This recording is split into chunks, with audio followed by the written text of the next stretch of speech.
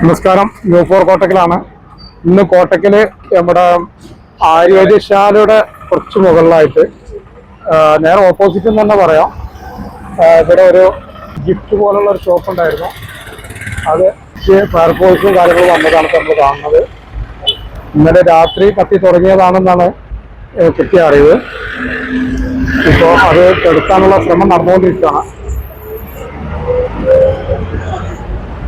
ഏകദേശം നമ്മളെ കോട്ടക്ക പ്രദേശത്തൊക്കെ ഇപ്പോൾ ട്രാഫിക് ഉള്ള ഏരിയയും കൂടിയാണത്. ഇപ്പോൾ കുഴപ്പമൊന്നുമില്ല, കുറച്ച് കഴിഞ്ഞാൽ ട്രാഫിക് ആവാൻ സാധ്യതയുണ്ട്.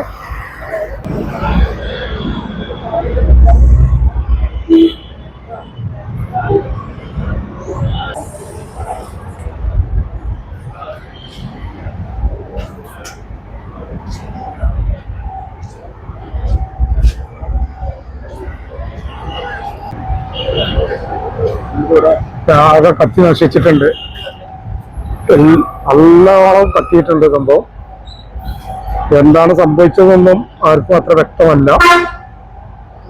ഇപ്പം കത്തിക്കൊണ്ടിരിക്കുകയാണ്, അത് കെടുത്താനുള്ള ശ്രമം നടന്നുകൊണ്ടിരിക്കുകയാണ്. ഇതിന്റെ അകത്ത് ആള് ആരുണ്ടായിരുന്നാ? ഇല്ല, 3 ആളാ ഇതിന് പറ്റിയിട്ടുണ്ടോ?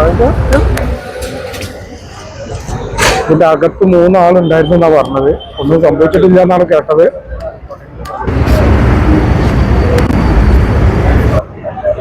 ഫയർഫോഴ്സും നാട്ടുകാരും എല്ലാവരും ചേർന്ന് രക്ഷാപ്രവർത്തനം നടന്നുകൊണ്ടിരിക്കുകയാണ്. 3 ആളതിന്റെ അകത്തുണ്ടായിരുന്നു എന്നാണ് കേട്ടത്. അവർക്കൊന്നും പ്രശ്നങ്ങളൊന്നുമില്ല. എപ്പോഴും അവര് അത് ചെറുക്കാനുള്ള ശ്രമം നടന്നുകൊണ്ടിരിക്കുകയാണ്. കോട്ടക്കൽ നമ്മുടെ ആരോഗ്യശാലയുടെ നേരെ ഓപ്പോസിറ്റാണ് അജന്ത സ്റ്റുഡിയോയുടെ ഓപ്പോസിറ്റ്.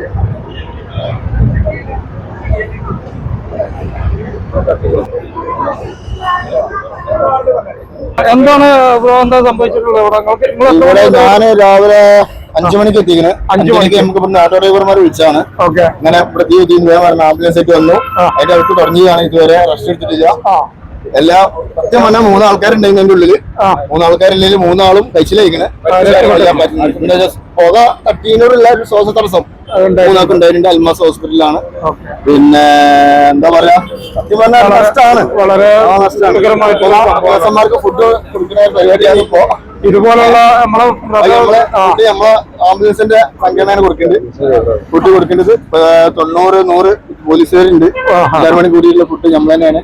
വളരെയേറെ അഭിനന്ദിക്കേണ്ട ഒരു കാര്യം. ഇങ്ങനെയുള്ള സാഹചര്യത്തിലും ഇതുപോലെ ആത്മാർത്ഥമായിട്ട് ആംബുലൻസ് ഡ്രൈവർമാരൊക്കെ നാട്ടിലുണ്ടാവും എന്നുള്ളത് തന്നെ നമുക്ക് അഭിനന്ദിക്കാനുള്ള. ന്യൂ4 കോട്ടക്കലാണ്. അപ്പൊ എല്ലാവരും ഈ വഴിക്ക് വരുന്നവരൊക്കെ ഒന്ന് ശ്രദ്ധിക്കുക. കാരണം ഇവിടെ ട്രാഫിക് ഇപ്പൊ ഓൾറെഡി സ്റ്റാർട്ട് ചെയ്തിട്ടുണ്ട്. ഞാൻ കണ്ടിട്ടില്ല. ആണോ? എത്ര മണിക്കാണ് സംഭവിച്ചത്? രാത്രി സംഭവിച്ചേക്കണ? അല്ല, 5 മണിക്ക് വെളുപ്പിനാണ് ഇറങ്ങി. ഇവിടെ ഒരു ആരിസാണ്ടി ഭാഗത്ത് ഒരാള് വേറെ ഇവിടെ സ്ഥാപനത്തിലുള്ള ഒരാള് വന്ന ഒരു കാറിൽ കിടന്നിരുന്നോല, അങ്ങനെ റിപ്പോർട്ട് കിട്ടിയേ. അപ്പൊ ആ കാറ് കിടന്നപ്പോ അയാള് പിന്നെ ഉറങ്ങിന്ന് അറിഞ്ഞു. ഉറക്കത്തില് അപ്പൊ എന്തോ ഒരു കരിഞ്ഞ വാസന വരണുണ്ട് കാരണം. അപ്പൊ ആരോടെ വേറെ കാറിന്ന് ഇറങ്ങിയിട്ട് ചോദിച്ചു. അപ്പൊ ട്രാൻസ്ഫർ ആണോ അവര് ചെക്ക് ചെയ്യണം, അവിടെ കത്തിയതാണോ?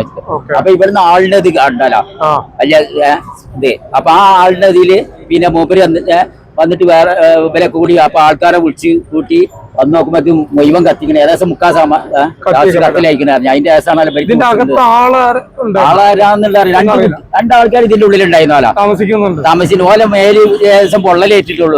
ഹോസ്പിറ്റലാണെന്നാണ് പറഞ്ഞത്. അതിന്റെ റിപ്പോർട്ട് കിട്ടിയപ്പോ എനിക്ക് അങ്ങനെ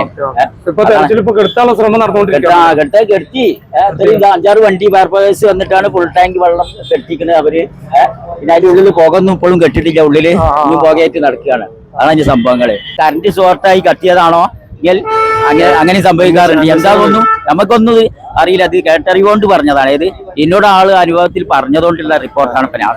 ബാക്കിയുള്ളൊന്നും എനിക്കറിയില്ല. അതാണ് അതിന്റെ ശരി. ഓക്കെ.